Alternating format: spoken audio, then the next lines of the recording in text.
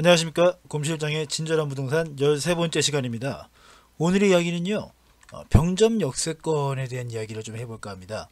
화성시 병점 역세권 개발과 병점 복합타운 개발, 요거에 대한 부분들을 저희 현장 가서 찍어온 사진들, 영상들 이런 것과 함께 보여드리려고 합니다. 자, 부동산 투자에 관심 있으신 분들은요, 그리고 역세권 투자를 한 번이라도 눈여겨보신 분들은요, 한 번쯤 듣게 되는 이름이 병점 역세권입니다. 병점역 좀 들어본 적이 있지 않으신가요? 사실 어디인지 모르는 분들도 병점 역세권은 아시는 분들이 많아요. 역사가 개통되고 땅값이 100배가 뛰었다던가 하는 굉장히 좀 자극적인 이야기들이 많습니다. 기사도 있었고요. 부동산 업자 중에서 고객들한테 병점역 이야기를 한 번도 안 해본 분들은 아마 제가 볼 때는 없다라고 생각합니다. 정작 병점역이 어디 붙어 있는지 어디 가보신 적은 없는 분들이 더 많지만 병점역 이야기는 꼭 합니다. 왜? 100배가 뛰었다니까요. 5년 10년 이 짧은 시간 동안 땅값이 100배가 뛰었다라는 굉장히 고무적인 이야기이기 때문에 많은 이야기를 하기도 합니다. 그래서 오늘은 병점역에 대한 이야기를 조금 해볼까 합니다.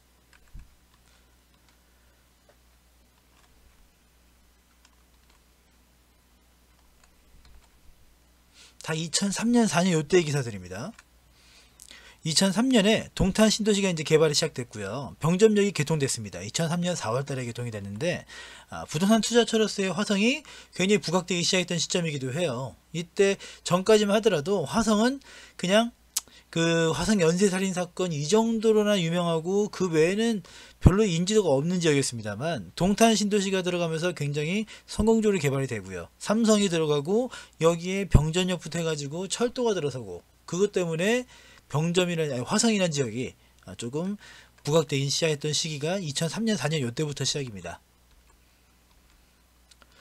요거는 병점역의 모습입니다. 2003년 4월 30일인가 개통됐을 거예요. 이때 개통된 병점역 당시 이제 철도 노선은 지표철이에요. 지표철이 뭐냐면 그 위에 있는 지상철이 있고요. 그리고 땅바닥 표 껍데기라는 뜻이죠. 땅바닥 거기 붙어 있는 지표철이 있고요. 지하철이 있죠. 근데 지표철 같은 경우에는 건설 비용 같은 건 많이 들지 않아요. 워낙 옛날의 방식이기도 하고요. 건설 비용 많이 들지 않는데 문제는 뭐냐면 요거 때문에 그 역세권 개발을 할 때 한쪽 면 우선 개발하는 수밖에 없습니다. 철도 노선이 있기 때문에 반대편으로 건너가려면 고가도로를 건너가던가 아니면은 밑으로 굴다리로 건너갈 수밖에 없다 보니까 역세권 개발이 한쪽 면밖에 안 됐죠. 그래서 당시에 병점역이 만들어지고 요 화면을 이 사진을 찍은 요쪽 면을 먼저 개발을 했습니다. 왜? 이쪽에 동탄 신도시와 삼성전자가 있었기 때문에 이쪽 면이 먼저 개발됐습니다. 지도를 통해 보시면 가운데 병점역 보이시죠? 좌측 그러니까 서쪽과 동쪽이 있는데 그냥 봐도 동쪽에 화성 일반 산업단지가 있고요. 그리고 동탄 신도시가 보이죠? 약간 동그란 모양, 반원 모양의. 그러다 보니까 병점 역세권이라고 할 만한 그러니까 정식 타이틀로 역세권 이름을 걸고 한 건 아니지만 병점역 개발이 기본적으로 동쪽 라인으로 될 수밖에 없었던 시기입니다. 이거를 한번 요걸로 볼게요. 지적 편집도입니다. 용도 지역이라든가 이런 게 표기된 건데 보시면 굉장히 좀 차이가 많이 나죠. 병점역 서쪽 같은 경우는 아직까지도 대부분 다 녹지 지역들이 대부분인가 하면요. 동쪽은 공업지역, 주거지역, 상업지역 이런 것들로 대부분 다 바뀌어 있습니다. 그럼 당연히 병점역에서 오른쪽으로 동쪽으로 개발되겠구나라는 부분들을 이해가 가시겠죠. 병점역 서쪽에 여기도 상업용지랑 막 찍혀있는 데 있죠. 화성 병점 복합타운 도시개발구역 여기 같은 경우도 2005년부터 이제 지정은 되었는데요. 아직까지도 부지 조성 중입니다. 그러니까 병점역 맞은편에 여기 딱 맞은 동쪽 편에다가 투자하셨던 분들은 뭐 3년, 5년, 7년, 10년 요 정도 짧은 시간 동안 적게는 서너 배에서 많게는 100배 이상의 수익을 거두고 있었을 때 병점역 서쪽 같은 경우에는요 2005년 이후로 거진 10년 이상을 질질 끌고 있었다는 얘기죠.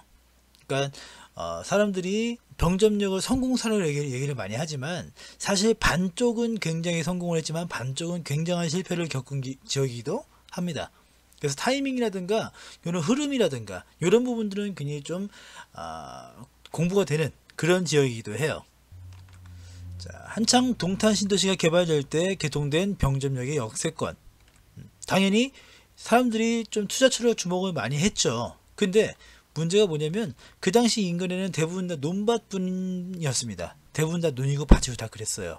그러다 보니까 땅값이 비교적 쌌죠. 평당 뭐 비싸다고 해봤자 2, 30만원, 4, 50만원 그 정도 라인이었으니까요. 그러다 보니까 사람들이 둘로 나뉩니다. 논밭이니까 여기가 되겠어 하고 다른 지역을 찾았던 분들이 있는가 하면요. 논밭이니까 그래도 역세권 뚫리면 개발되지 않을까라는 기대감으로 투자하셨던 분들은 논밭이라서 땅이 쌌던 만큼 수익률이 굉장히 높았던 지역이 병점 역세권이기도 합니다. 그러니까 그쪽을 주로 예를 많이 들겠죠. 요거는요, 당시에 병점동 382-2번지, 이거는 병점역 바로 앞에 있는 땅이에요. 어디 위치가 여기죠? 병점역 바로 앞에 1번 출구 바로 맞은편 땅입니다. 현재 무슨 모텔이 하나 들어가 있는데요.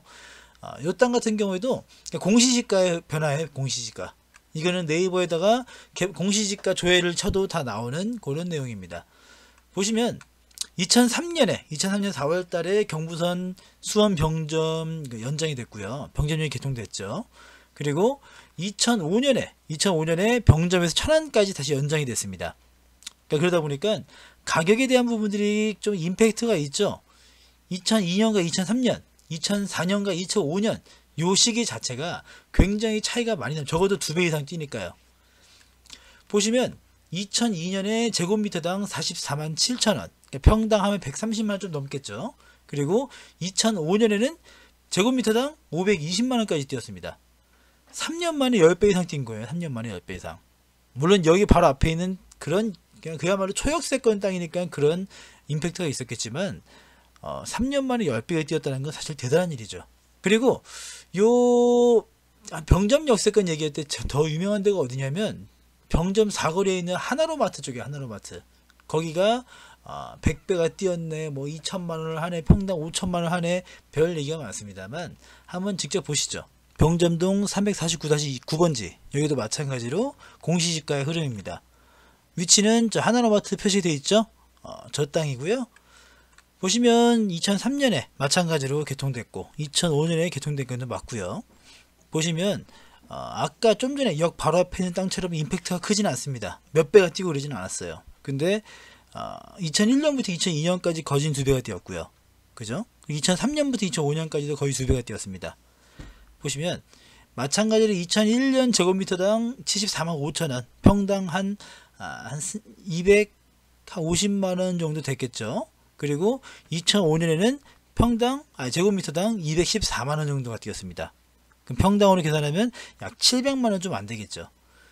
4년 만에 3배 이상이 뛰었어요. 근데 이게 땅이라고 생각하면 아파트가 3배 뛰었다 그러면 난리가 나고 그럴 수가 없다고 생각하겠지만 땅에 투자해서 3배 벌었다 그러면 그걸로 되겠나 싶은 생각이 들긴 하거든요. 근데 이 정도면 굉장히 많이 오른 겁니다. 일반적으로 은행금리가 1년에 10%면 엄청나겠죠. 근데 그걸 4년 동안 받아봤자 40%란 말입니다. 근데 이 땅 같은 경우에는 4년 만에 300% 이상의 수익을 거둔 겁니다. 근데 그것도 공시지가 기준이고요. 실거래가 기준으로 하면 훨씬 더 많이 뛰었겠죠. 자, 그러면 이제 병점역 앞쪽과 그리고 병점 사거리 이쪽에 대해서 영상 찍어온 거 잠깐 보시면서 이야기하도록 하겠습니다.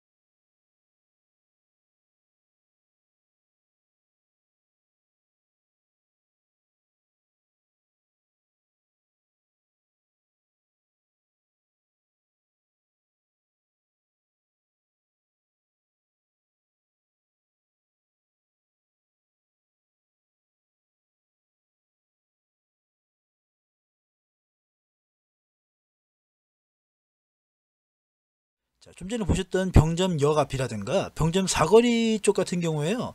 의외로 굉장히 낮은 건물들이 되게 많습니다. 그 이유가 뭘까요? 그냥 낮게 짓고 싶어서 여기가 그래도 명색이 멱세권이고 땅값이 몇백 뭐 100배가 뛰었네 어쩌네 하는 그런 핫한 지역이었음에도 불구하고 건물들이 뭐 4층짜리 3층짜리 이런 게 많은 이유가 어떤 게 있냐면 바로 다음과 같습니다. 요거예요. 요거 수원 비상활주로가 원래 있었습니다.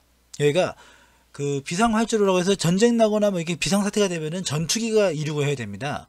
근데 이거를 무조건 뭐 그 활주로 무조건 찾아가서 나이면 좋겠지만 그럴 수 없는 환경이기 때는 요 그 수원 쪽 같은 경우에는 일본 국도 라인을 타고 비행기가 날아야 돼요.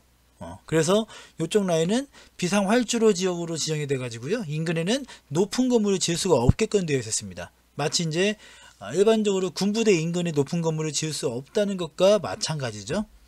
근데 이게 2013년 12월 달에 2014년 말이죠. 요때 30년 만에 해제된다고 해서 굉장히 이슈가 됐던 시기이기도 합니다. 기사 내용 보시면 유사시 전투기가 이륙 착륙할 수 있도록 국도 1호선 2.7km 구간에 지정된 비상활주로는 지난 2010년 국방부와 경기도 수원시 화성시 간 합의로 비행장 안으로 이전됐다. 이런 얘기가 나오죠. 이게 되면서 수원역 아래쪽, 그러니까 서수원 쪽이죠. 서수원이자 서남부 수원 이쪽 같은 경우에는 본격적으로 개발이 시작된 시기이기도 하고요.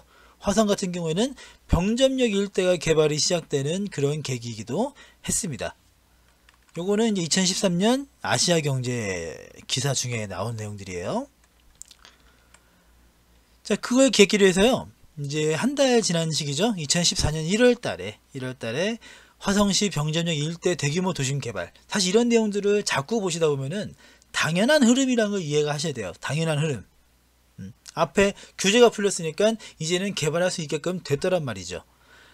특히 2008년, 9년, 10년 이때 이후로 굉장히 중요한 포인트가 뭐였냐면 지자체 장에게 굉장히 많은 권한들이 부여가 됩니다. 그러면 화성시장 입장에서는요. 병점역 일대가 그동안에는 규제 때문에 개발을 못했다가 규제가 풀리면서 개발할 수 있게 바뀌었는데 그럼에도 불구하고 시장이라는 양반이 여기 개발을 안 한다. 그러면 재선을 떠나서요. 사람들한테 요거 넘어오고 끝나겠죠. 그러니까 이런 부분들은 그래서 지자체 장들이 그 이후부터는 굉장히 좀 적극적으로 빨리빨리 진행이 됐던 시기이기도 하고요.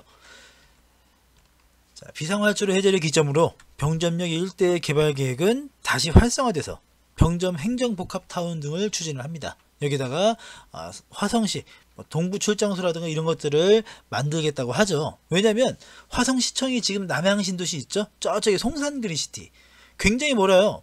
이 병점역에서부터 그 화성시청까지 거진 한 20km 정도 거리가 떨어져 있습니다. 그 정도면 같은 시가 아니죠. 거의 사실은.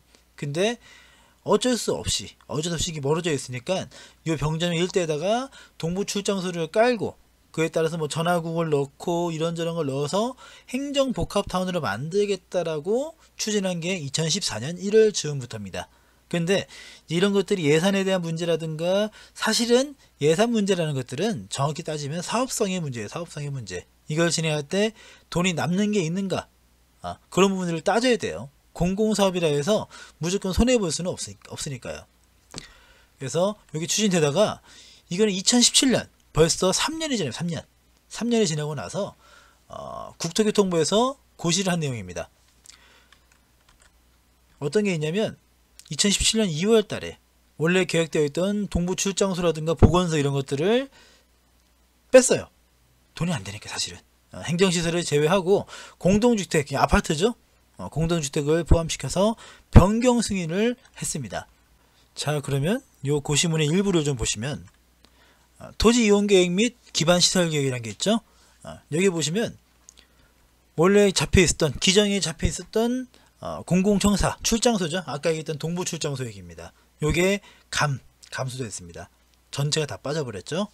그리고 일반 업무용지도 거의 3분의 1 정도가 줄었고 그 중에 이제 공공 및 일반 업무용지 이런 게 쑥 빠졌습니다. 보건소 이런 위치였겠죠. 대신에 이전에는 기존에는 하나도 없었던 주거용지 있죠.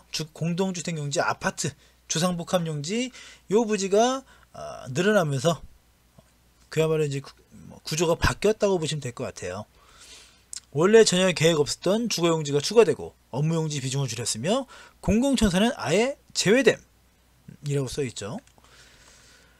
자, 요거는 그 당시에 같이 나왔던 요 도면입니다. 도면. 어디가 상업지고 어디가 주거용지고 어디가 뭐 공원이고 이런 것들이 표시가 되어 있죠. 보시면 상업지역, 주거지역 다 체크가 되어 있습니다. 자, 그러면 요 병점역 그 새로 병점 복합타운 요걸 만들고 있는 모습들을 잠깐 보겠습니다.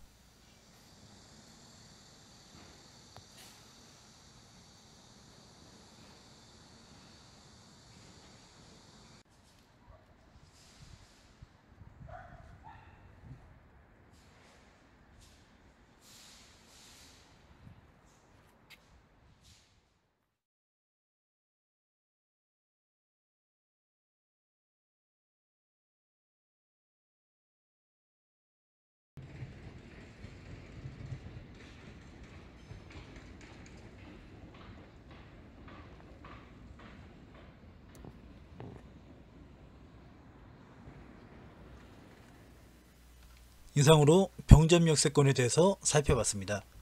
기존의 낡은 도심과 새로 개발되는 도심의 조화가 관건이 될 겁니다. 여기가 워낙에 기존에 좀 4층, 3층 낮은 오래된 건물들이 주축이 되고 있는 상황에서 최근에 만들고 있는 건물들은 다 높게 크게 만들어지고 있는 시점이라서요.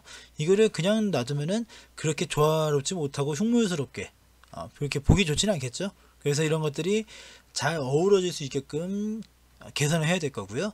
향후 동탄역의 활성화와 함께 점차 낙후될 병점 역세권의 특화 개발이 필요합니다. 동탄역은 지금도 대단해요. SRT라고 하죠. 저 수서역과 평택 지제역을 연결해주는 고속철도입니다. SRT가 지나가는 역 중에 하나가 동탄역이고요. 거기서 끝이 아니라 앞으로 GTX까지 연결될 거기 때문에 동탄역의 역할과 비중과 인근의 개발은 앞으로 점점 더 커질 겁니다. 그러면 거기에서 가까이 있는 병점역은 사실은 점점 더 낙후될 수밖에 없습니다. 지금도 일일 이용객이 한 15,000명에서 2만 정도 왔다 갔다 하고 있는데 앞으로 이용객이 점점 줄지는 않을까라는 걱정을 하고 있고요. 근데 이제 여기다가 아까 병점 복합타운들이 개발되고 하면 그러면 조금 더 나아질 수 있겠죠. 아까 초반에 말씀을 드렸습니다만 부동산 투자를 생각하시는 분들이 대부분 한 번쯤은 들어봤을 병점 역세권. 근데 그냥 무조건 땅값이 100배 뛰었다라는 것만 중요한 게 아니라 조금 더 알게 되면요, 성공과 실패가 공존하고 있는 투자 차임을 알 수 있습니다. 아까 보셨던 것처럼 병점역 동쪽은 굉장히 대박이 났던 지역이지만 서쪽은 오랫동안 질질 끌리고 있는 지역이기도 하니까요. 자, 투자에 있어서 사전 분석과 타이밍이 중요한 부분이 이런 거기도 합니다. 개발의 흐름 같은 것도 굉장히 중요하겠죠. 지금까지요, 곰실장의 친절한 부동산 13번째 시간이었습니다. 시청해주셔서 감사합니다. 저는 14번째 시간에 다시 찾아뵙겠습니다. 감사합니다.